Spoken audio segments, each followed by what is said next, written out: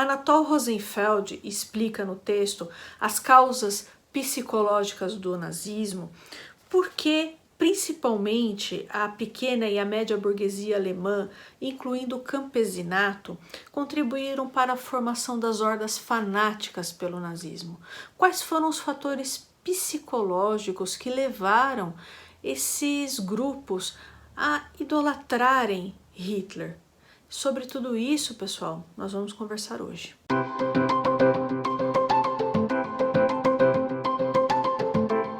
Oi pessoal, eu sou Juliane, você está no canal Vai e Veja, eu falo de história e literatura. Se você gosta, se interessa, se inscreva nesse canal. Eu peço que você mande esse vídeo para os seus amigos, utilize o campo dos comentários e deixe o seu like. Tudo isso é muitíssimo importante. Anatol Rosenfeld, ele era alemão de família judia, ele estudou na Universidade Humboldt de Berlim, teoria literária, história e filosofia. No Brasil, ele trabalhou como caixeiro viajante, foi jornalista e editor, pertenceu ao conselho editorial da editora Perspectiva, que é quem publica as suas obras, e aqui no Brasil também ele estudou filosofia, principalmente a questão do nazismo. E esse texto, né, As Causas Psicológicas do Nazismo, está nesse livro aqui, pessoal. Preconceito, Racismo e Política, tá bom? Então, o que o Anatol Rosenfeld nos explica? Ele fala o seguinte, que a elite alemã, ela não era genuinamente nazista.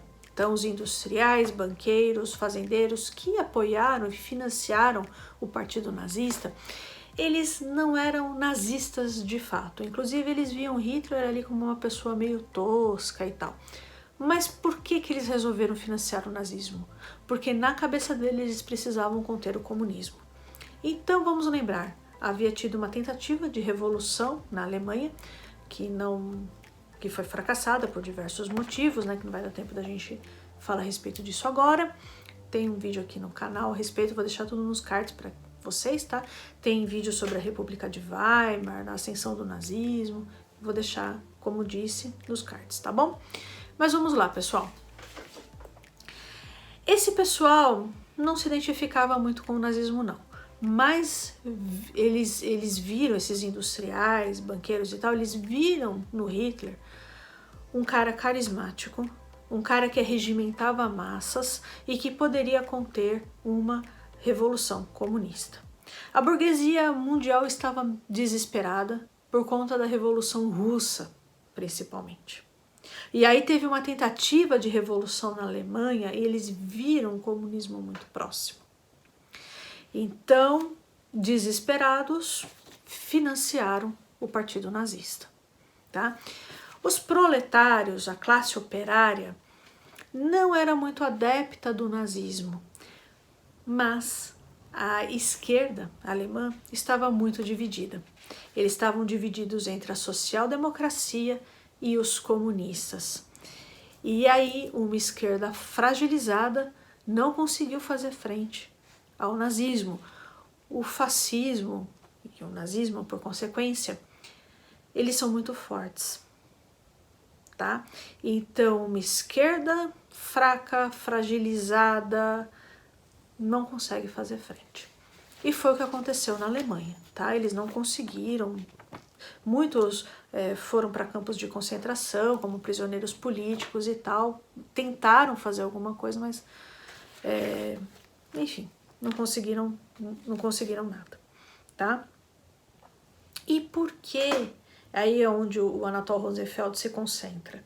E por que essa classe média alemã, majoritariamente, apoiou e idolatrou Hitler dessa forma? O que aconteceu? Então, qual era o contexto, né? Vamos lá. A Alemanha tinha perdido a Primeira Guerra Mundial.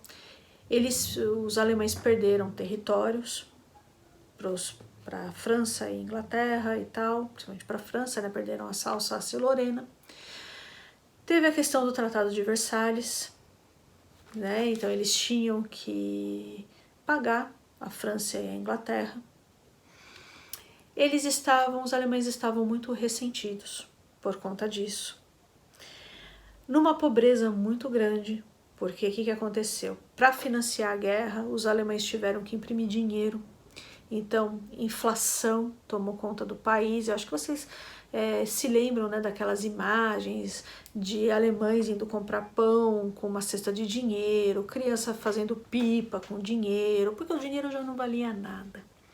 Então eles estavam numa pobreza muito grande, num ressentimento gigantesco por ter perdido a guerra, enfim, numa situação complicadíssima.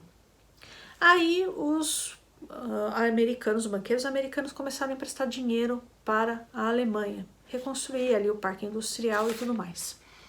Só que aí veio a crise de 29, a queda da Bolsa de Nova York. E aí os Estados Unidos quebraram, e com isso o mundo inteiro. A Europa ficou numa situação dificílima. A Alemanha foi o país mais afetado. Então a população se viu extremamente empobrecida novamente. A questão da classe média, ela era mais complexa. Por quê? A classe média se via como prensada como se fosse por um alicate. De um lado, os operários tentando fazer revolução. De outro, uma elite explorando a população. Então, e eles no meio das duas classes. E isso fez com que eles se tornassem ainda mais ressentidos. Eles eram, de certa forma, ressentidos com os pobres e ressentidos com os ricos, né? E aí, essa camada da população, eles tinham uma estrutura mental, e aí entra a parte psicológica muito importante, uma estrutura mental sadomasoquista. O que é isso? Sadomasoquista sexual? Não necessariamente. Sadomasoquista moral. Eles eram sádicos com quem estava embaixo e subservientes com quem estava em cima. Então havia a figura do Kaiser. Kaiser era o rei. Essa palavra Kaiser vem de César, Kaiser em alemão. E aí esse Kaiser caiu. Então eles se viram órfãos de um pai. Certo? Então, eles tinham, os europeus de uma forma geral, tinham uma estrutura mental em que eles viam esses reis como um grande pai. Tanto é que o czar, ele era chamado de paizinho pela população russa, certo? Então, no caso da Alemanha, esse Kaiser cai. Eles se veem órfãos, eles estavam órfãos de um grande líder. Aí, com as revoluções burguesas, esse europeu, ele se vê perdido. Vou explicar. Como que era no período medieval? O europeu nascia, vamos supor, camponês. Ele morria camponês, tá? Ele não saía ali do feudo dele. Ele nascia filho de sapateiro, morria filho de sapateiro. Com as revoluções burguesas, isso já começa a mudar. Um filho de sapateiro pode ser um militar. Ele pode se tornar um militar. Enfim, algumas pessoas, claro que não todas, poucas, começam a enriquecer. Eram pobres e ficam ricas. Isso causa problema, Juliane? Em algumas pessoas, sim. Porque pela primeira vez, esse indivíduo europeu, ele começa a ter liberdade e ele não sabe o que fazer com ela. Ele quer jogar essa liberdade fora em troca de uma submissão a um grande pai. Freud, aí já em outro texto, né, Futuro de uma Ilusão, Freud fala que há indivíduos muito infantilizados que eles anseiam de fato por um grande pai, seja o pai que for, certo? E isso pode pegar indivíduos de direita e de esquerda. Nesse canal a gente vê indivíduos, por exemplo, defendendo Hitler, defendendo Stalin, defendendo Gaddafi. Serve qualquer pai, né? Porque é melhor ter um pai como Gaddafi do que pai nenhum. E aí eles vão tentar justificar com coisas racionais. Ah, o Hitler levantou a Alemanha, ele ia quebrar de novo, né? Você sabe que os economistas falam isso, que ele não ia conseguir sustentar a economia da Alemanha daquela forma. Ah, Stalin pegou no arado e entregou na bomba atômica. Ah, Gaddafi, ele estuprava, né? Mas ele construiu ali, fez alguns projetos de irrigação e construiu faculdade. Mas o que está por trás desses argumentos? Uma infantilização dessas pessoas, essa estrutura de submissão. Ele quer se submeter a um grande pai, seja o pai que for. Aliás, ele quer se submeter a um pai forte. Ele quer um paizinho, ele quer um czar, ele quer um Kaiser, tá? E aí ele vai conseguir o quê? Um Hitler, um Gaddafi, um Stalin e por aí vai.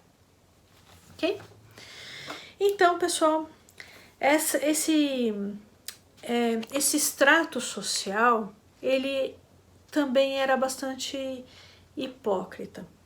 Então, eu não consegui, pessoal, ainda assistir novamente um filme muito bom chamado A Fita Branca, do Michael Haneke. É um filme muito bom que mostra justamente isso, a Alemanha pré-nazismo. Então, eram famílias, né? O filme mostra isso, famílias que fora eram super respeitáveis e tal, e dentro tinha essa figura aí do pai que fazia coisas horríveis, né, com as filhas, e as crianças andavam com uma fita branca. Isso foi real, pessoal, era assim. As crianças andavam com uma fita branca para lembrar que elas tinham que ser puras. Elas eram amarradas na cama para não fazerem nada, né? Então, era uma estrutura que cobrava muito das pessoas, de uma forma muito hipócrita. É que eu não consigo falar mais que isso, tá? Então, eles, para fora, eles vão falar que tem que ser isso, que tem que ser aquilo, que tem que ser cristão e tá, mas dentro de casa a história muda muito. Certo? Aí veio, pessoal, também a Reforma Protestante. A Reforma Protestante enfraqueceu a igreja e deu uma noção de individualidade ainda maior. Então, era um indivíduo com Deus. Então, vamos pegar aqui, eu estou falando do protestante, luterano, calvinista, tá? Os evangélicos no Brasil é outra estrutura. Mas esse protestante, ele tinha que lidar diretamente com Deus. Então ele não tinha mais a igreja, né? Ele não tinha mais a figura do padre, que ele ia lá, se confessava, e o padre falava assim, reza 2 Ave Marias, um Pai Nosso, e você está perdoado. Ele não tinha mais isso, então ele lidava diretamente com Deus. E isso também fez com que muitos alemães ansiassem ali por uma figura paterna, tá? Por essa figura autoritária e tal, né? Por uma falta da estrutura da Igreja Católica. O Anatol Rosenfeld, ele fala que o sádico, ele tem uma estrutura muito frágil, né? Ele anseia por uma identificação com um líder, né? Então, como dito, essas pessoas, elas são muito ruins, muito terríveis com quem está embaixo e subservientes com quem está em cima. E isso também, pessoal, facilitou muito a propaganda nazista, porque os nazistas colocaram a responsabilidade de tudo, de ruim do mundo, nos judeus, certo? Então, os judeus, eles eram responsáveis pelo capitalismo, que oprimia essa população de classe média, e responsáveis pelos comunistas, que também oprimia essa população de classe média na figura dos operários, certo? Então, isso aliviou o inconsciente desse pessoal.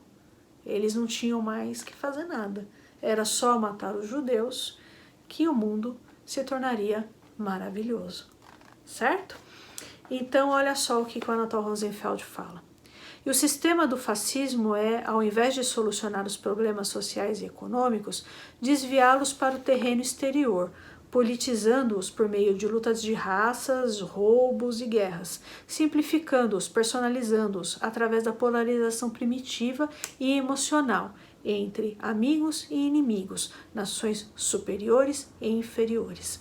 A atração enorme que o fascismo exerce provém em parte justamente dessa simplificação de problemas complicadíssimos que escaparam inteiramente à ordem humana e que já há muitos seguem os seus próprios caminhos incompreensíveis ao homem comum e até mesmo aos chefes de Estado.